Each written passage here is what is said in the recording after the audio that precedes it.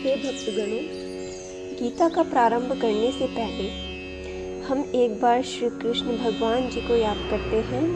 आइए श्लोक दोहराएं। श्री ओम नमो भगवते वासुदेवाय विश्वेश्वराय आदि पुरुष अपरंपार अलेख पुरुषाय नमः। जय श्री कृष्ण भगवान। दोहा। जगत बंधु ज्योति स्वरूप जिए की जानन हार, हरि यश मांगन आयो दास प्रभु के द्वार। ओम श्री कृष्ण वासुदेवाय नमः। आइए दोहे का अर्थ हम आपको समझाते हैं। श्री भगवान ने अर्जुन को जो गीता ज्ञान दिया सो मुझे मिले। हे भव भय भंजन श्री कृष्ण जी सो किशोर दास मांगता है। हे प्रभु, गीता ज्ञान के उच्चारण करने से तुम्हारे भक्त पूर्ण ब्रह्मा को पाते हैं। हे प्रभु, मैं आपकी शरण में पड़ा हूँ। किशोर दास और कृष्ण दास अति दीन गरीब हैं और आप परम प्रवीण आरत दुख भंजन हो। हे श्री कृष्ण भगवान, तेरे संतों और भक्तों के हेतु मैं यह ज्ञान भाषा में कहता हूँ। ओम श्री कृष्ण वासुदेवाय नमः। आइए गीता का प्रथम अध्याय प्रारंभ करते हैं। जब कौरव पांडव महाभारत के युद्ध को चले तब राजा धृतराष्ट्र ने कहा, मैं भी युद्ध को देखने चलूंगा। तब श्री व्यास जी ने कहा, हे राजन, नेत्र के बिना क्या देखोगे? राजा धृतराष्ट्र ने कहा, देखूंगा नहीं तो स्वर्ण तो करूंगा। तब व्यास जी ने कहा, हे राजन, तेरा सारथी संजय जो कुछ महाभारत के युद्ध की लीला कुरुक्षेत्र में होगी सो यहाँ बैठे ही स्वर्ण करा देगा। व्यास जी के मुख से यह वचन सुन संजय ने विनती करी, हे प्रभु, यहाँ हस्तिनापुर में बैठे कुरुक्षेत्र की लीला कैसे जानूंगा तथा राजा को किस भांति कहूँगा। तब व्यास जी ने संजय को यह वचन कहा, संजय, मेरी कृपा से तुझे यहाँ ही सब दिखाई देगा। व्यास जी के इतना कहते ही संजय की दिव्य दृष्टि भई और बुद्धि भी दिव्य भई। तब आगे महाभारत का कौतुक कहते हैं, सो सुनो। 7 अक्षौहिणी सेना पांडवों की और 11 अक्षौहिणी सेना कौरवों की, यह दोनों सेना कुरुक्षेत्र में जा एकत्र हुई। धृतराष्ट्र ने पूछा, हे संजय, धर्म के क्षेत्र कुरुक्षेत्र में युद्ध की इच्छा से एकत्र हुए मेरे और पांडु के पुत्रों ने क्या किया? संजय ने कहा, पांडवों की सेना को व्यूहित देखकर दुर्योधन आचार्य द्रोण के समीप जाकर कहने लगे, हे आचार्य, देखिए आपके शिष्य बुद्धिमान द्रुपद पुत्र ने पांडवों की बड़ी सेना की कैसे व्यूह रचना की है।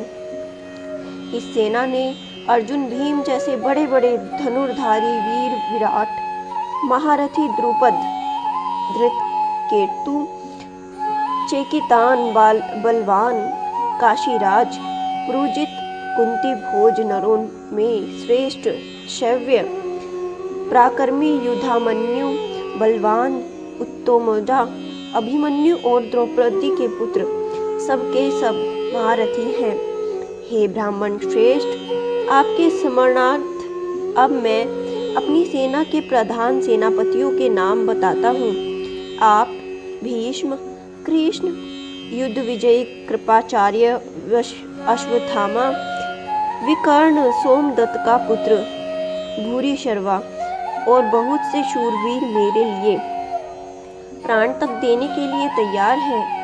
ये लोग शस्त्र चलाने में अति निपुण हैं। हमारी सेना का जिसके भीष्म रक्षक हैं अपरिमित बल है और उनकी सेना जिसके भीम रक्षक हैं थोड़ा बल है। अब आप अपने अपने मोर्चों पर सावधान रहकर सेनापति की रक्षा कीजिए।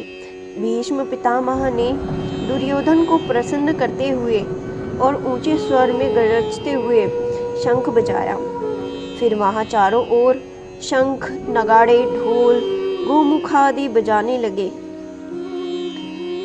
जिनका बड़ा भयंकर शब्द हुआ, जिसके अनंतर श्री कृष्ण और पांडव अर्जुन ने दिव्य शंखों को बजाया। श्री कृष्ण ने पांचजन्य और अर्जुन ने भी देवदत्त नामक शंख को, और भीषण कर्म करने वाले भीम ने पौंड्रक नामक बड़े शंख को बजाया। कुंती पुत्र राजा युधिष्ठिर ने के रहने की सामर्थ्य नहीं है और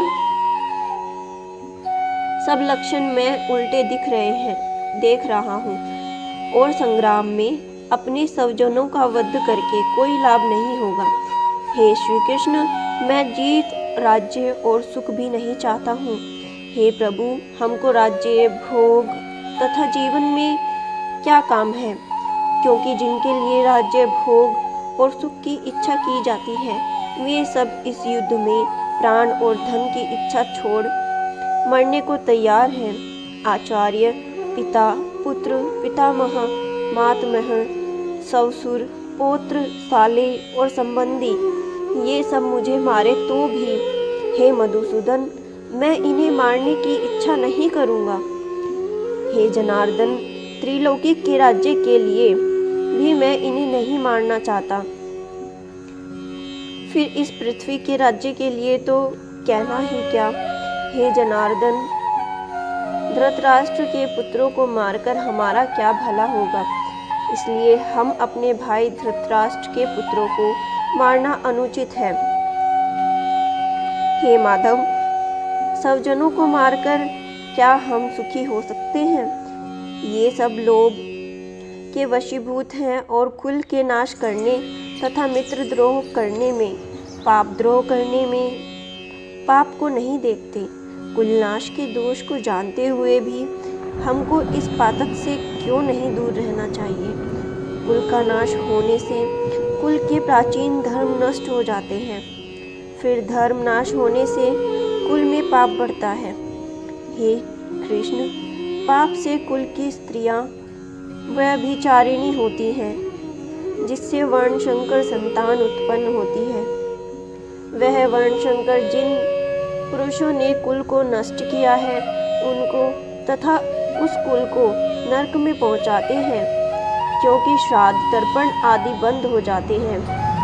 वर्णशंकर बनाने वाले दोषों से कुल ध्वंसकों के जाति धर्म और कुल धर्म निरंतर नाश होते हैं। हे जनार्दन, मैंने बराबर सुना है कि कुल धर्म नष्ट होने से निश्चय नरकवास करना होता है। हाय, हम बड़ा पातक करने को तैयार हैं, जो राज्य सुख के लोभ से स्वजनों को मारने की कोशिश कर रहे हैं। शस्त्रों को धारण किए हुए धृतराष्ट्र के पुत्र यदि शस्त्र रहित और उपायहीन को रणभूमि में वध कर डाले तो मेरा बहुत कल्याण हो। संजय ने कहा, हे राजन। यह कहकर दुखित होकर अर्जुन ने धनुष बाण फेंक दिया और रथ के पिछले भाग में जा बैठा।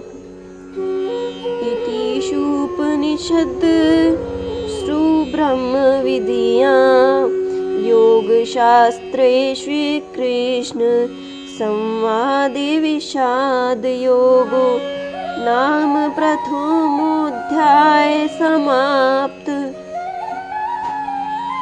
यहीं पर गीता का पहला अध्याय समाप्त होता है। ओम श्री कृष्ण वासुदेवाय नमः।